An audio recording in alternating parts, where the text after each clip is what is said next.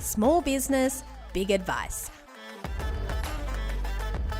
Welcome to the Very Good Marketing Podcast, where small business owners, employees, or just marketing fanatics can learn how to grow a business on a budget without wasting any money.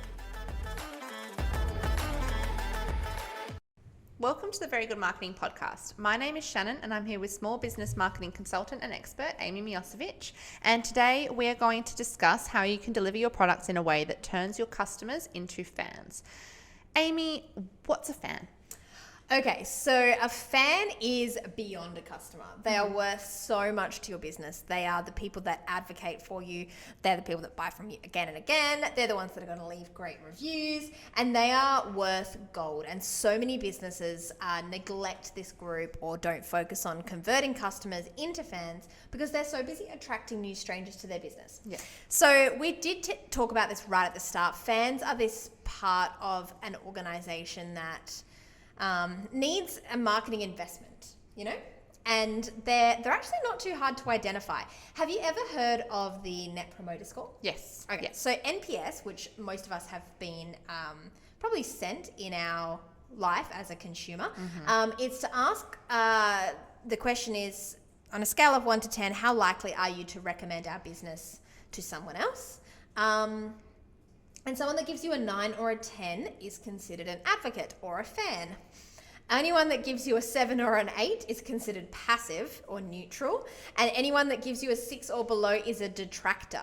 So that's and harsh. It's a high ranking. Yeah. Like that is there. That's not, I guess, the scaling that we're used to seeing in many other ratings. Usually you would consider 5 and below would be probably poor.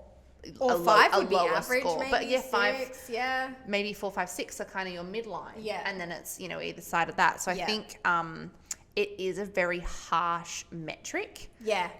It seems quite overwhelming. Hard. It does seem overwhelming. I mean, how likely are you to give someone a 10? And I never give 10. Yeah, I don't know if you're like this too, but I will never. I could be thrilled. I could have just won the lottery and I'm not giving Lot West a 10. I think it's like, I've heard a lot of people say this and it means there's no room for improvement. It's perfect. And I don't really believe in perfection. Do you know, since working in marketing, I've become like a serial 10 giver. Really? I think because I'm like, you know what? Like, you get a 10. You get a 10. Because it's so delightful as a business to receive that kind of feedback. It is I'm nice. like, hold on a sec. Like, couldn't have thought, like, it couldn't have gone better, basically. What more could you want? I do get that. But a 9 is my 10. But I wouldn't go below a 5. Like, I reckon if even Lynn, old Lynn with the skirting board, I wouldn't give her a 1. I'd still give her a 5 because I'd be like, she replied eventually, kind of. Do you know what I mean? Like, I feel like we all kind of play in the safe space because we're all a bit empathetic, Yes. But Net Promoter Score, and to be fair, the whole Net Promoter Score process is a bit more advanced than just whoever gives you a 9 and a 10 is a promoter and they're your fans. It's more working out what percentage, it's taking the percentage of promoters and then the percentage of detractors, ignoring the neutrals, and then assuming that you are either somewhere above a 0 or below a 0 in terms of your actual Net Promoter Score. So it's an actual score because you want more promoters than detractors, right? Yes. So in this instance, I started with NPS because NPS is a great survey tool to identify your fans so that then you have a pretty good picture of how many of your customers are becoming fans, because it's so hard to actually know anecdotally how many people are becoming fans, and numerically, like it's an assumption that we make. I mean, we think that all of our customers really like us here at Lumos Marketing, but they might not be giving us a 9 or a 10. We don't actively ask those survey questions, or we didn't until we really started getting a bit stricter into how we kind of use this whole system to our advantage. So a 9 or a 10 is considered a fan in our language. So it's really important for any business to ensure most of their customers become fans. And there's this rule I wanted to start talking about, which is the 70-30 rule. And it's quite a common rule. I actually have a bit of info about it. It's a rule that states that a business should focus on retaining and growing its customer base rather than constantly seeking out new customers. And according to the rule, your business should spend 70% of your time and resources on maintaining and growing your current customer base, and only 30% on acquiring new customers. And the origins of the whole system or this particular theory, it's a bit unclear. But there's a guy called Frederick Reichelt, and he's an author of a book, blah, blah, blah, blah, blah, called The Loyalty Effect, who is known for his work on customer loyalty and the role it plays in business success. So, it's a pretty strict rule, 70-30. I would have thought as well, and I think most people would have, that the 70-30 split would be the other way. Yeah. I think that would be a common misconception, is that you would pay 30% of attention to your current customers and you would put 70% of your effort. Yeah. And I actually even think, I would go as far to say that I think some businesses would think that 30% is even too generous to give your current customers. But do you know what the irony is? Most small businesses, including this one, including Lumos Marketing, we attribute pretty much all of our growth to referrals. Mm-hmm. And that's one of the things I think most businesses will say. Most times I meet a small business, I'll say, how have you grown your business? And they'll say, just word of mouth, just referrals. When you take care of your customers, they end up pretty much working for you. And I have gotten into so many different things and have gotten onto so many different businesses, no matter what they've supplied, through recommendations. It cuts out the middleman for a lot of things. Yeah. So, our landscaping service, for example, if I were looking for a landscaper, I would probably ask my friends and family who live in the area, who I could potentially, I really need my garden sorted. Do you use a landscaper? Yeah. Have you ever used a landscaper? Yeah. And then you get their recommendations, and then instead of trawling through pages and pages on Google or searching through Facebook or whatever your method might be, going through the yellow pages. Yeah. I think it cuts out the middleman. So if you don't look after your customers and if you don't turn them into fans, then you miss out on that promotion, which is essentially what it is. It's unpaid promotion. Yeah, but that's what fans are all about. Like, the more of them you have, the more opportunities they'll have to refer you and recommend you when it comes up. I mean, it's such a no-brainer, and I can see why the 70-30 rule is such a commonly cited marketing term, and I've heard it a lot recently. But how can we do it in a really disciplined way, I think, is the question. And even a step before that, how can we ensure the most number of customers actually become your advocates? Mm-hmm. And that's what we're kind of going to talk about now. And the product delivery part of the whole system, that's the clincher, right? Because you can spend time nurturing your fans and all that, but unless you can actually convert them in the first place, there's no point. Yeah. And you know how we were talking about the property management company last week? One of the things that's really interesting is companies that have a product delivery process that involves people, they can often have a process that is a little bit inconsistent and all over the place, and it can cause a lot of people to, start as a fan and then maybe become a detractor. Which has happened to me as a consumer. I have visited a business for a long period of time. I got used to a certain level of service. Small things, just the way you're talked to, the way you're contacted, follow up, anything like that. Yeah. All of your touch points with that business have been positive so far. And then suddenly something changes and staff changes, and you might not get your regular person anymore, or you might not be dealing with the person that you've been dealing with for the last 6 years or whatever. Yeah, and often it's not even something dramatic. It's just the inconsistency that's hard to deal with. Yeah, and then all of a sudden you've got this bitter taste in your mouth, and you're not happy, and maybe you give that business another go, depending on what it is, to maybe win you back. But if again there's another inconsistency, if you get another different person that doesn't give you the same service, the same treatment, then you're going to go elsewhere. And what's worse, you could leave a negative review. You could it could be pretty bad. Yeah, it could be quite damaging for your reputation as a business as well, which I didn't do, but have talked about this business in my life. Yeah, I mean, and, as you were telling the story, I was like, yep, I know what you're talking about. And then, you know, people will be like, oh, well, I'm not going to go there for whatever it is. Yeah, whereas you would have referred them heaps before. Yeah.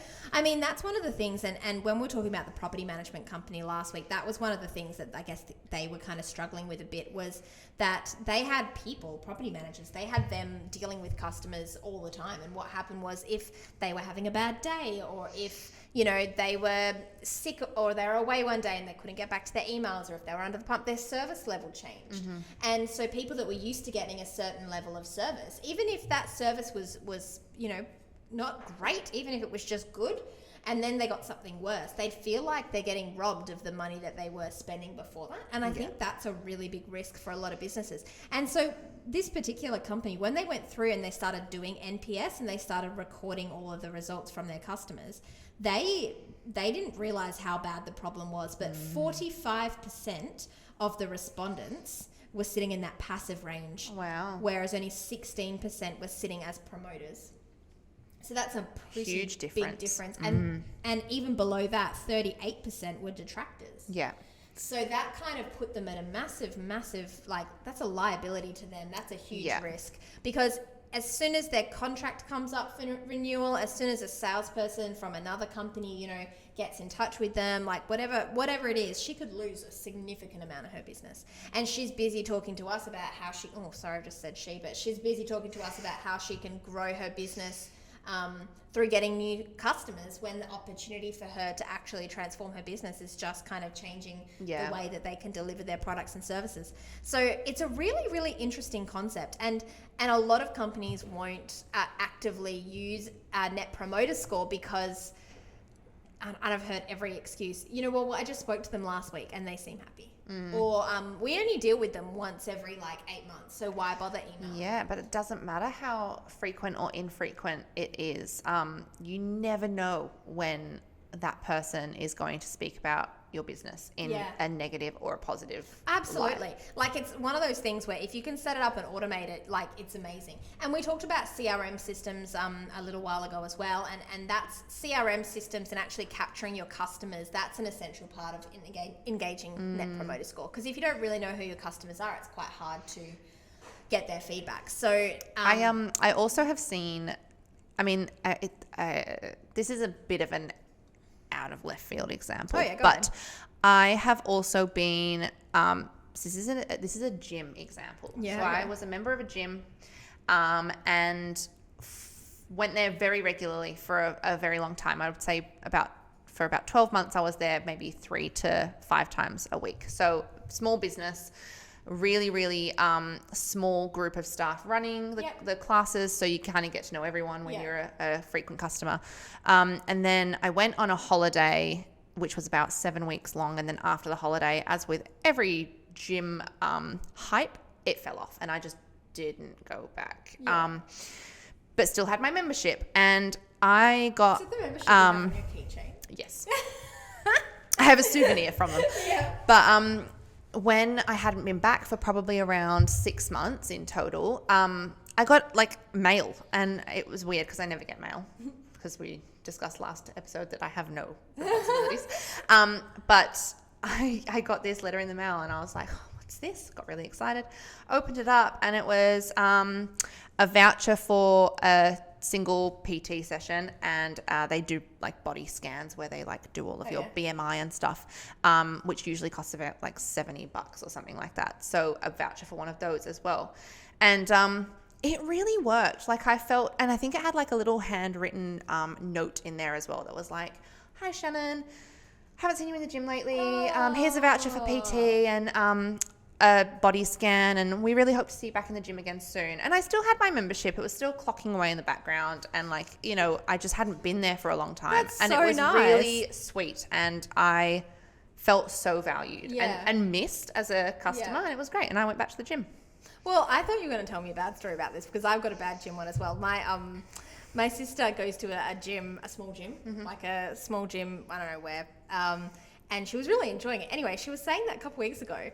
She rocked up at the gym and the rest of her circuit class was there, and they were all just like, where's the gym is closed, where is the instructor? Oh no. Anyway, they ended up I think that there was some construction going on in the building, and they all ended up managing to break into the building.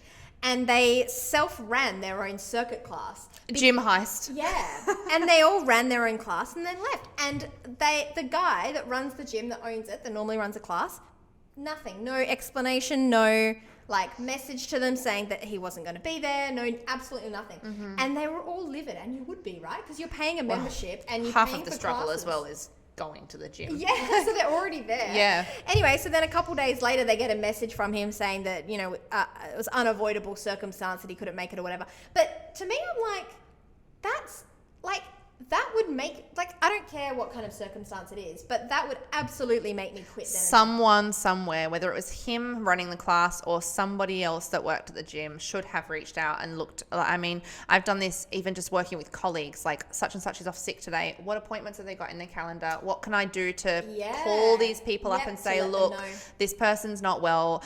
Is there anything I can help with? Otherwise, I can reschedule you. Well, and that's the same thing that should have happened. He didn't even offer to refund that class.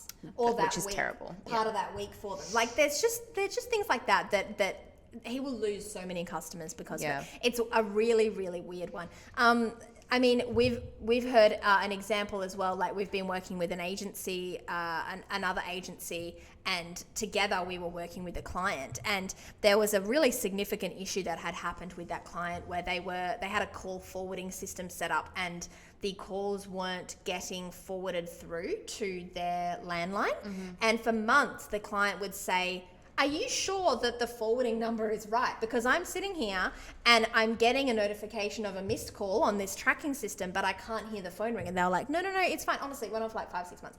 Anyway, eventually the client got to the bottom of it, called the number repeatedly, tried to work out what's going on. They worked out that the call forwarding number had been inputted incorrectly. And this other agency who had set it all up was like, no, well, they had paid hundreds and hundreds and hundreds of dollars on Google Ads to go to this forwarding number. They had wasted so many lead opportunities, and this other company didn't offer to compensate. Just they didn't wiped do their anything. hands of it. They even they didn't offer to void their contract with them. Like they made them stick out the rest of the contract. Like it was just one of those things where you're like, hang on, do you understand what kind of reputation this can have? And it's an honest mistake, and mistakes happen. That's where damage control comes in. You have to mend that relationship. You have to put work into, like, you've made the mistake. Yeah. You have to kind of put the work in now to earn back trust. Well, even just the first time they'd mentioned it, they should have looked into investigated it. Yeah, definitely. Like it's just crazy, and that's all comes down to product delivery. And it's when you talk about spending 70% of the time or the investment or the resources that you're putting towards marketing on turning customers into leads and nurturing those leads, that's a pretty big opportunity to really transform your product delivery experience and the experience of your customers. So there's a couple things I wanted to mention as we kind of tie up this episode. It's about consistency. So have I talked about the barbershop? Ages ago. So let's recap. Because I think it was maybe episode 1 or 2. Okay, so a guy walks into a barbershop. Sounds like a joke. Does sound like a joke. A guy walks into a barbershop and he's greeted by this lovely lady, and she asks him, she welcomes him. She's pretty nice. She asked him if he'd like a beer. He said yes, and then he sat down in the seat, and she asked if he'd like to watch TV, and then he said yes, and they put the TV on, and eventually this barber comes over and he gives him the best haircut of his life, right? Anyway, he was pretty chuffed. He left, told everyone about it. Second time he went to the barber, the lady was there. She waved at him from the other side of the room. She asked if he would like a beer, and he said yep, and she just gave it to him and walked away, and he kind of said, should I sit down? And she goes, yeah, just anyway, sit down anyway. Anyway, so she didn't ask about the TV. It just kind of sat in the corner, and she went off and did her thing. And then the barber came over and gave him a really great haircut, and it was still the best haircut of his life, right? And the third time he went back to the barber, the assistant wasn't there. So he kind of loitered in the doorway a bit, like didn't really know what to do. And eventually, like, the barber had finished up with the client before him, and he just awkwardly stood there, and the barber gestured for him to sit down and cut his hair, and it was still arguably the best haircut of his life. But the guy never went back, and the difference isn't that he didn't get a great product, because his product was still really good, and it was still a consistent product. But the whole experience was inconsistent, and once you paid for something and gotten one thing. And when that's taken away from you, it seems like the product is suddenly a lot less valuable than it was. Yeah. So it's the same as any business that has people that are part of the delivery process. If you used to package your products 10 out of 10 and then you started packaging them 2 out of 10 because it was cheaper, that's a risk to your business. If you were under the pump and you answered emails shorter and quicker than normal, that's a risk to your business. Yeah. It could be anything, and there are so many decisions that go into this entire economic engine that sits within the product delivery space that a business has to think about in terms of cutting costs and balancing resources. But as soon as you change the way something is delivered, the riskier it is in terms of the customers that you've got, especially ones that are interacting with you a lot. So as a property management company, you may be on the phone to someone 2 or 3 times a month. And if you've come to work with a headache and you missed your bus and it rained on you and you broke your chopsticks at the restaurant over lunch, like stepped in some dog poo, whatever it is. If you answer the phone after all that, yeah, you're probably going to be in a pretty bad mood, right? And then the person who's on the other end is yelling at you because it's a tenant and the air conditioning hasn't been fixed and the weather's been raining or something, I don't know. Like, that's the kind of stuff that's going to impact the rest of your customer service. Whereas if you were in a great mood, it was your birthday, you had some cake, everyone's been great on the phone, your customer service experience is going to be exceptional. So it's a really, really tricky one, but the consistency alone and ensuring you can guarantee consistency every single time, that's something to brag about. I mean, it doesn't have to be extra special for you to get the great feedback. It's really just ensuring the consistency, and that's a pretty big one. So what we talk about here is we talk about setting the bar before you raise the bar. So when it comes to product delivery, yes, the goal is to deliver something exceptional, and we'll be talking a bit about how you can raise the bar next time we jump onto a podcast. But what I want to define and talk about is how you actually set the bar as a business, and what is the minimum bar that you can deliver consistently every time to ensure that you don't have any customers leave, because that's the biggest risk to businesses that deliver repeated products is people leaving, because it costs way less to keep someone on board than it does to bring someone new. Yeah. So setting the bar is all about figuring out how you answer a phone call and how you answer it the same every time. It's working out how you can automate it, how you can mitigate risks. So if you're not having a great day and you've answered the phone and someone's yelling at you about the air conditioning, how can you build a process into your organization that can mitigate a negative potential response?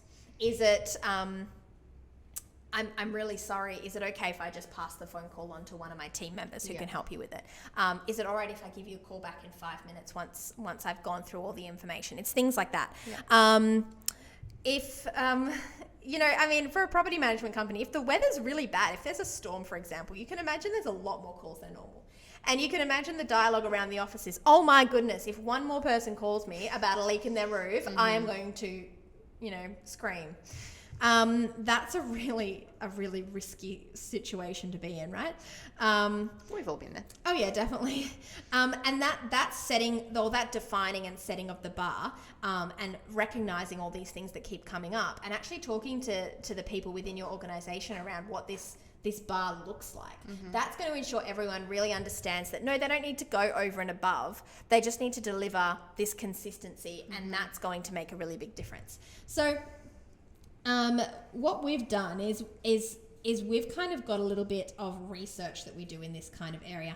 Same with what we talked about last time with catalytic mechanisms. It's a bit of non-negotiables that can go into delivering products the same way. And it's figuring out what makes your customers or your advocates happy with your service. And that's going to start with the process of figuring out who your advocates are. So sending out some Net Promoter Score surveys, even manually, to some of your biggest customers, and having a second question on there that says something like, why is it that you really like us?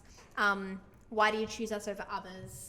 How can we improve our products and services? And ask them questions like that might get you really thinking about, okay, well, if we were only going to have 3 non-negotiables in our entire company that set that bar, what would they be? Yeah. And so for a property management company, what they've got on here is a maximum response time.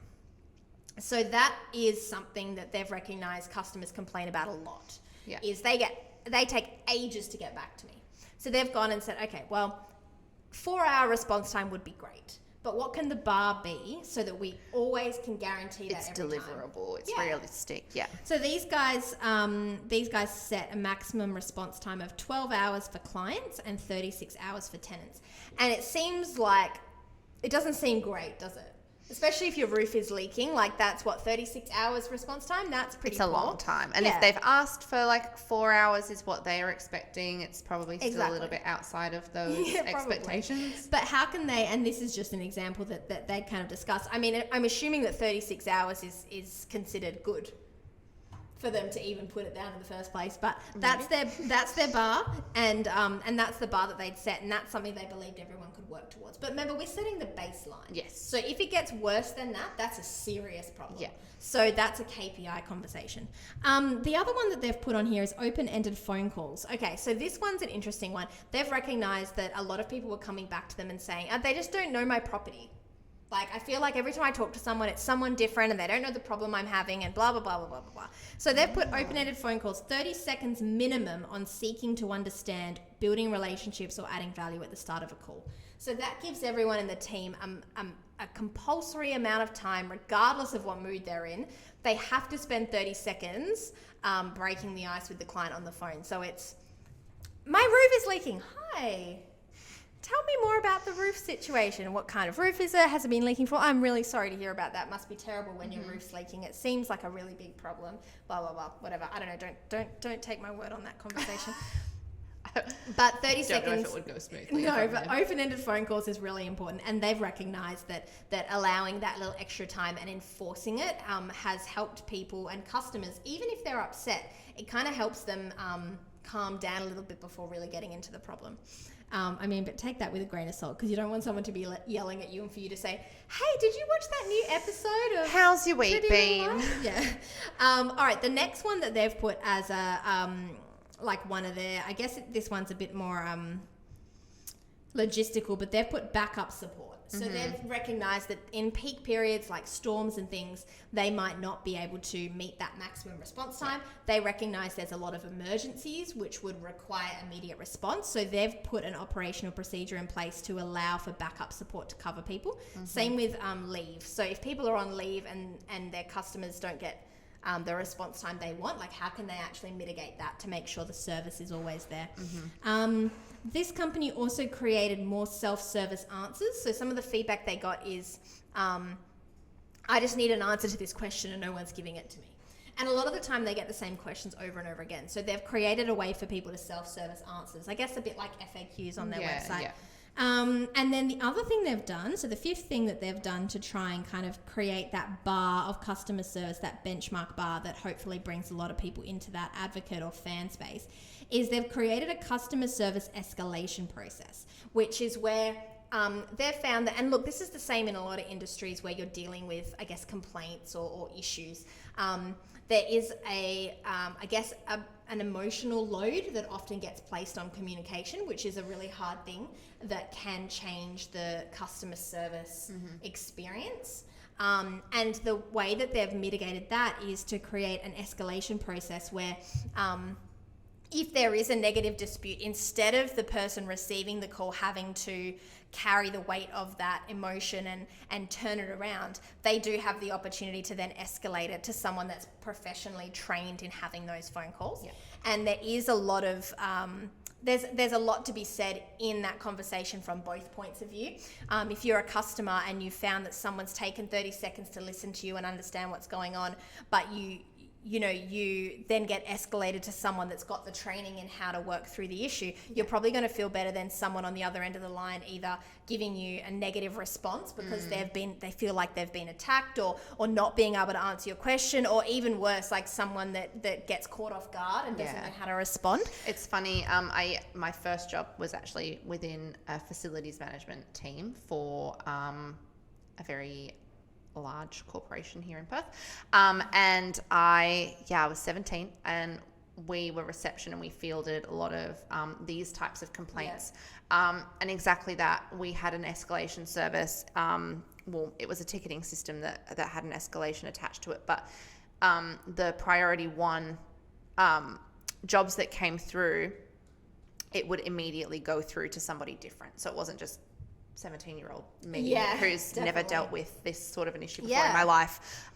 Dealing with it was going straight to somebody who knew how to fix the problem or knew at least how to deal with the issue, whether it was by onboarding a contractor or contacting building management or something like that. And then you see a lot less people getting frustrated and angry with whoever it is on the other end of the phone because they don't know what they're doing. Yeah, I definitely agree.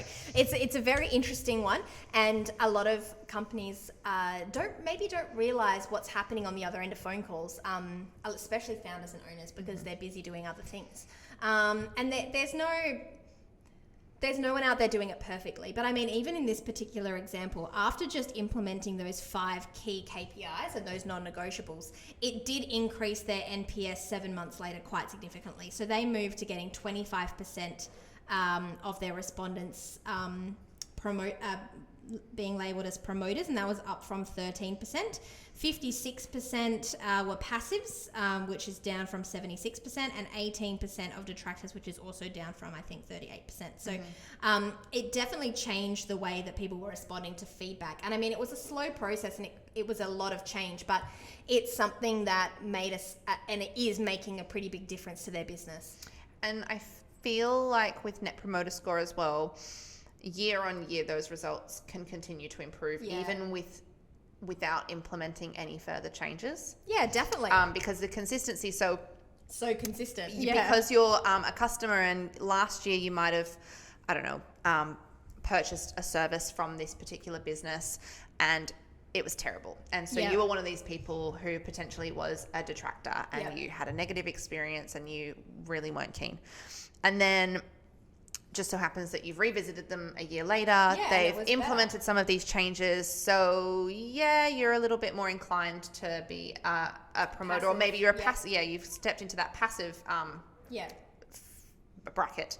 And then the next year you might have used them again, and you've had 2 consistent interactions with this company now, and so you've moved up the chain. And I think that happens a lot more than people realize, is that these numbers can change once you've implemented the improvements. You don't need to keep implementing lots of different things. Yeah, that's true. Like, even just setting the bar can make a big change. It's not always about elevating it and elevating it and elevating it. It's absolutely right. Especially to a point, I guess, and we are going to talk about raising the bar, but you don't want to keep raising the bar so it's then unrealistic, I think. Oh, yeah, definitely. Then you won't probably circle back around and you then will give someone a negative interaction. Yeah. So, Well, look, the other thing that I want to mention quickly before we wrap up is, with the detractors, there is always the opportunity for you as a founder to go back to every single response and actually try and turn it around. Because it depends how many customers you have, but if there is the opportunity to learn from the detractors as much as there is to learn from the promoters, remember I was saying before, asking the promoters what they love about your service, if you go back to the detractors and find out what's actually upsetting them, that's a way of changing a lot of things.